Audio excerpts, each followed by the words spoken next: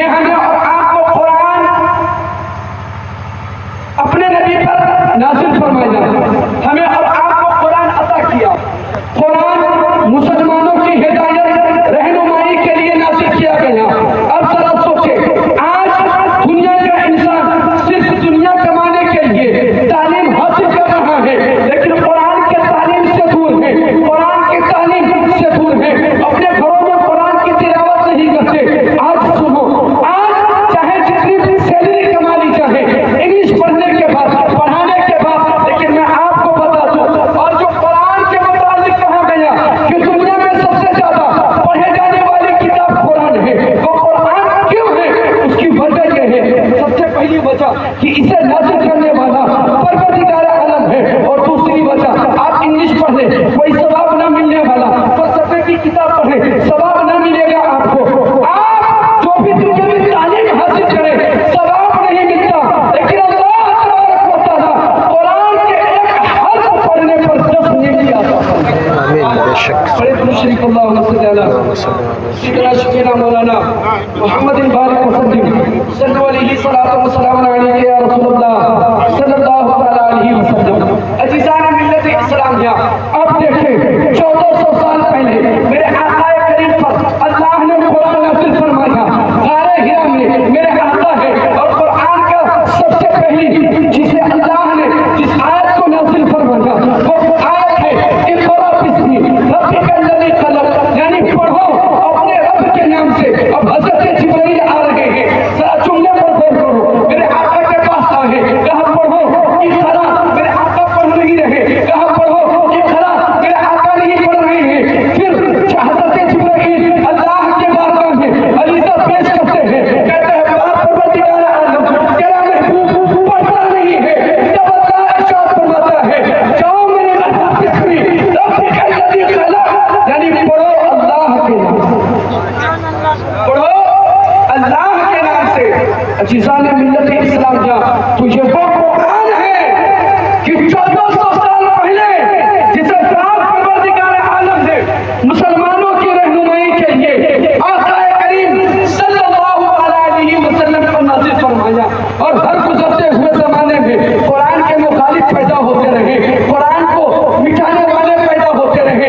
नबी का जमाना था, मक्का के लोगों ने कह दिया कि कुरान इंसान की तरह बनाई हुई किताब है, तो आका करीम सल्लल्लाहु अलैहि वसल्लम ने कहा ऐ मक्का के दानिश हो, तुम भी इंसान हो, अगर तुम दावा कर रहे हो कि इंसान की बनाई हुई किताब है तो तुम कुरान जैसी आयत ना हो, नाकाम हो गए। अब जरा जुमले पर गौर करो, जब कुरान नाज़िल किया अल्लाह ने, टेक्नोलॉजी का जमाना न था, फेसबुक का जमाना न था, यूट्यूब का जमाना न था, लेकिन 1400 साल पहले जिस तरीके से अल्लाह ने नाज़िल फरमाया, आज 1400 साल बाद भी कुरान के ज़बर से पेश और नुक्ते में रुतबे बदल गए।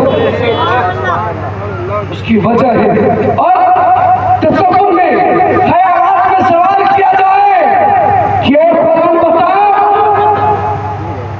ए कुरान बता, 1400 साल पहले अल्लाह ने तुझे नाज़िल किया, जिस वक्त कुरान मक्के के सरजमीन पर नाज़िल हुआ, मदीने के सरजमीन पर नाज़िल हुआ, लेकिन ये कुरान गुजरते हुए जमाने के साथ मक्के की सरजमीन से, फिर अरब सऊदी की सरजमीन से, मुल्क ईरान कोने की दुनिया के कोने कोने कितने में कुरान का फैज़ान जारी होता चला गया।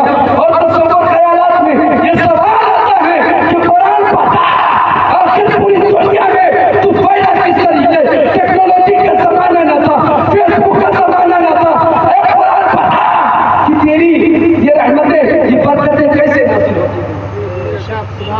वक्त की तंगी है, ये आखिरी बात बता दूं, इंशाअल्लाह मैं अपनी जगह लूंगा। तो सवाल का जवाब आता है, तो जवाब आया कि आका करीम सल्लल्लाहु अलैहि वसल्लम पर अल्लाह ने नाज़िल फरमाया और जमानत की गारंटी ली, लेकिन कुरान का फैज़ान जब मक्का और मदीना के कड़ियों से होता हुआ बगदाद की सरजमीन पर पहुंचा, तब अब्दुल कादिर मक्के शिकत के हाफिज़ कुरान बनता हुआ। जब कुरान का फैज़ान बरेली की सरजमीन पर पहुंचा, तब आला हज़रत एक इमाम हाफिज़ कुरान बनते हुए